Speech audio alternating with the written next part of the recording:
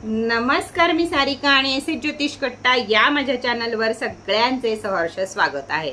सगळ्यात पहिल्यांदा मी सगळ्यांची माफी मागते की 2 गुरुवार आणि 2 रविवार घरातल्या काही प्रॉब्लेममुळे मी तुम्हाला राशी भविष्य आणि बाबा काय म्हणतायत हे सांगू शकले नाही। त्यासाठी खूप खूप सॉरी। तुम्ही समजून घेऊ शकता की काहीतरी अडचणी असतील, त्याशिवाय मी व्हिडिओ करू शकले नाही। तर पुढच्या रविवार गुरुवारपासून मी नक्की प्रयत्न करेल की तुमच्यापर्यंत राशी भविष्य पोहोचावं यासाठी। राशी भविष्य जरी तुम्हाला माहित नसेल तरी सुद्धा 1 मे पासून गुरुनं परिवर्तन केलेलं आहे। तर त्या परिवर्तनामध्ये 13 महिन्याचं हे परिवर्तन आहे आणि यामध्ये प्रत्येक राशीला गुरुचं बळ हे पाहिजे, नाही तर गुरुचं बळ नसेल तर आपल्या जीवनामध्ये अतिशय घसरण होती आपली। त्यामुळे काय काय उपाय केले पाहिजेत प्रत्येक राशीनं हे मी तुमच्यासाठी घेऊन आलेली आहे। प्रत्येकापर्यंत व्हिडिओ शेअर करा, हे उपाय जरूर करा। 100% हे 13 महिने तुमचे व्यवस्थित जातील। आता सगळ्यात पहिला उपाय काय तर नवग्रह चौकी। कुठलाही ग्रह कुठल्याही ठिकाणी बसो, आपण जर नवग्रहांना खुश करत राहिलो तर नवग्रह हे आपल्याला कमी त्रास देतात। त्रास होत नाही असं नाही, होतो, पण टक्क करून दारावरनं निघून जातो आणि हा अनुभव आहे तुमच्या कोणाचा। तर नवग्रह चौकी ही 2 प्रकारमध्ये आपल्याकडे आहे, क्रिस्टलची नवग्रह चौकी आणि लाकडी नवग्रह चौकी। वरती दिलेल्या नंबरवरती भन्नाट ऑफर चालू आहे, तर जरूर चौकीचा सुद्धा लाभ तुम्ही तिथं घ्या।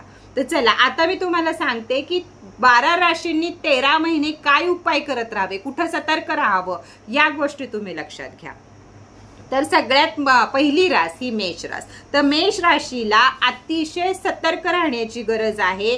का तर तुमची हेल्थ पण ढासळू शकते, स्किन प्रॉब्लेम, हेअर फॉल या गोष्टी तुमच्यासाठी होऊ शकतात। त्याचप्रमाणे मानहानी तुमची होऊ शकते।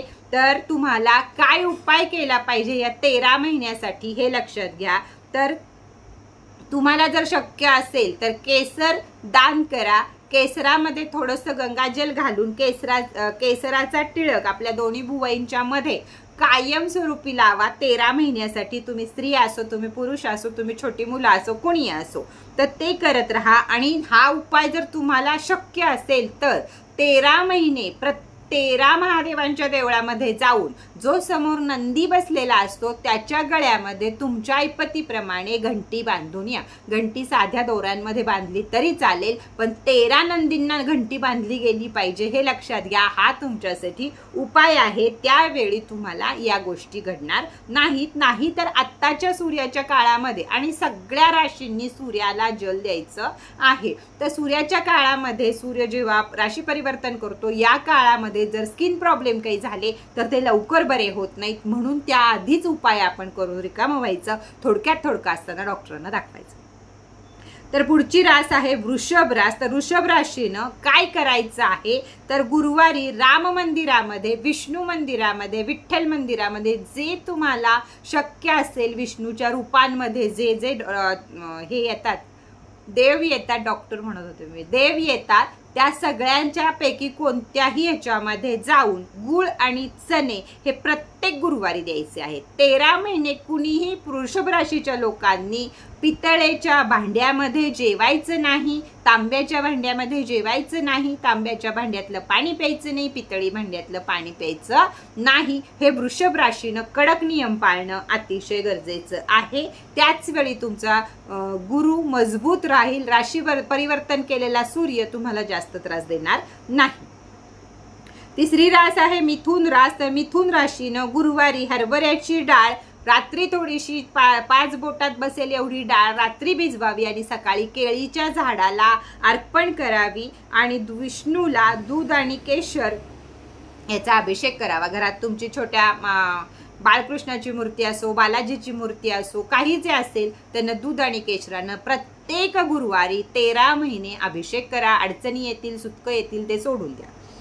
पुढची रास आहे कर्क रास। तर कर्क राशीनं गुरुवार किंवा शनिवार यावेळी पिवळे काहीतरी दान करा आणि बिना चप्पलचं देवाला जाऊन या। कमीत कमी 42-43 पावलं ही बिना चप्पलची देवापर्यंत गेली पाहिजे। या प्रकारेच आधी चप्पल सोडा आणि देवाला प्रत्येक गुरुवारी आणि शनिवारी दत्ताला जा, मारुतीला जा, शनीला जा, कुठेही जा तुम्ही, पण पावलात तुमच्या चप्पल नाही पाहिजे हे महत्त्वाचं आहे। आणि दर गुरुवारी पिवळं काही ना काही दान जरूर करा. मग त्याच्यात कापड येऊ शकतं, मिठाई येऊ शकते, केळी येऊ शकतात, काहीही येऊ शकतं.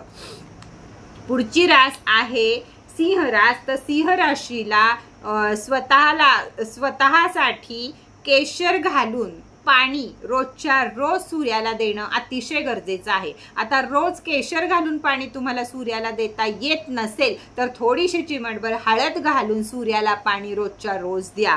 प्रयत्न करा. कुठल्याही राशी सूर्य उदय झाल्यावर उठू नका, तर सूर्य जेव्हा उगवायचा आहे त्याआधी उठून आंघोळीनं तयार राहा, तर हे 13 महिने प्रॉब्लेम कमी येतील. पुढची रास आहे कन्या रास. तर कन्या राशीनं महादेवाला केशर, दूध आणि साखर या तिन्हीचा मिळून अभिषेक करा. घरातल्या मूर्तीवर करा, देवळात जाऊन करा, कुठंही करा, पण महादेवांचा हे सोडू नका. महादेवांना या गोष्टींना अभिषेक करा, म्हणजे 13 महिने तुमचे व्यवस्थित जातील. धनुरास. धनुराशीनं काय करायचं आहे तर चंदन, पिवळं चंदन असेल तरी, म्हणजे केशर घालून चंदन उगाळलं तुम्ही तरी चालेल, नाही तर चंदन आणि हळद चालेल. याचा टीका या तिसऱ्या नेत्रावर, जिथं आपला तिसरा नेत्र टिकली आपण लावतो त्या ठिकाणी रोजच्या रोज लावणं अतिशय गरजेचं आहे. कारण हा थर्ड आय जो आहे तिथं शांती असणं 13 महिने तुमच्यासाठी अतिशय गरजेचं आहे. त्यामुळं तुम्ही चंदन हळदीचा टीका किंवा चंदन आणि हळद एकत्र उगाळून केलेला टीका किंवा विकतचा चंदन हळदीचा टीका हा रोजच्या रोज लावणं अतिशय गरजेचं आहे. स्त्री असो, पुरुष असो, मुलं असो, मुली असो, कुणीही असो. पुढची रास आहे वृश्चिक रास. तर वृश्चिक राशीनं पिवळे फळं, पिवळी वस्त्र काहीही दान करा आणि केसर घालून दूध दर गुरुवारी गरीबाला दान करा. आता गरीब म्हणजे आपल्या घरातली भांडी घासणाऱ्या मावशी किंवा नाही, घराच्या बाहेर जाऊन जे तुम्हाला कोणी गरीब सापडतील त्यांना ते दान करा. असं नाही जमलं तर एखादी दुधाची पिशवी दान करून टाकत जा. केसर आपल्या दत्ताच्या देवळामध्ये वगैरे केसराची एखादी डबी किंवा छोट्याशा पुडीमध्ये 4 केसर बांधून तिथं नेऊन ठेवत जा. तसं नाही जमलं तर आता ह्याच्यावर तुम्ही काढायचं की आपल्याला काय काय 13 महिने कसं जमेल ते उपाय फक्त मी सांगत असते.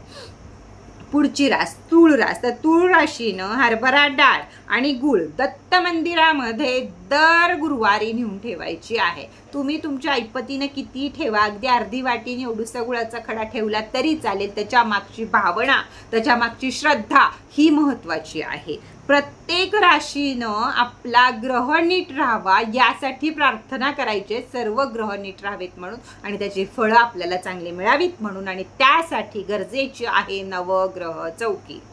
मकर रास. मकर राशींनी मोठ्यांचे आशीर्वाद घ्या, मोठ्यांना उलट बोलू नका, हे तुमच्यासाठी खास आहे. मंदिरामध्ये सेवा करा. तुम्हाला जर जमलं, जिथं अन्नदान चालतं तिथं जर तुम्हाला एखादा पाण्याचा कॅन, पाण्याचा टँकर, जे काही पाणी तुम्ही दान कराल तर तुमचे हे 13 महिने एकदम सुखासमाधानाचे जाऊ शकतात. त्याचबरोबर दर गुरुवारी एखादं हळकुंड वाहत्या पाण्यात सोडा, तुम्हाला चांगली फळं जरूर मिळतील.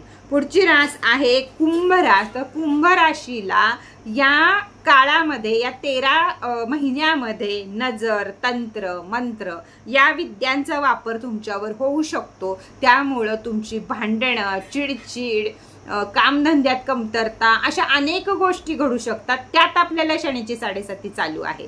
त्यांच्यासाठी त्यांनी काय उपाय करायचा आहे तर पाण्यामध्ये मध घालून महादेवाचा अभिषेक दर सोमवार, दर गुरुवार करायचा आहे. त्याशिवाय या सगळ्यातनं सुटका होणार नाही. त्याचबरोबर सुलेमानी हाकीक हे कुंभ राशीच्या प्रत्येकाच्या हातात 13 महिने तरी कमीत कमी घालणं महत्वाचं आहे. जर तुम्ही या राशीनुसार जर माझ्याकडे ब्रेसलेट घेत असाल तर मी सांगितलेल्या भविष्याप्रमाणे तुम्ही मला सांगा की ताई तू हे सांगितलंयस ज्योतिष कट्टाला, त्यासाठी कुंभ राशीला मला ब्रेसलेट हवं आहे, त्यासाठी मेष राशीला ब्रेसलेट हवं आहे, तर मी त्या प्रकारची रेखी करून तुम्हाला 13 महिन्याची ब्रेसलेट देईन. पुढची रास आहे मीन रास. तर मीन राशीला सुद्धा 7.5 चालू आहे, वाईट पिरियड चालू आहे. मी आधीच सांगितलं होतं 6वा महिना लागला की त्याची गती वाढणार आहे. तर आपण घाबरायचं नाही, गुरुची उपासना चालू ठेवायची. तुमचे कोणतेही गुरु असो ते, त्यांची उपासना, त्यांचं नाव हे चालू ठेवायचं. ज्यावेळी दत्त मंदिरामध्ये जाणं शक्य होईल त्यावेळी हरभऱ्याची डाळ आणि गूळ दत्त मंदिरांमध्ये दान करायचा आणि एक सेवा म्हणून किंवा एक उपाय म्हणून तुम्हाला रोज महादेवाच्या देवळात जाऊन तुपाच्या वातीचा दिवा लावा।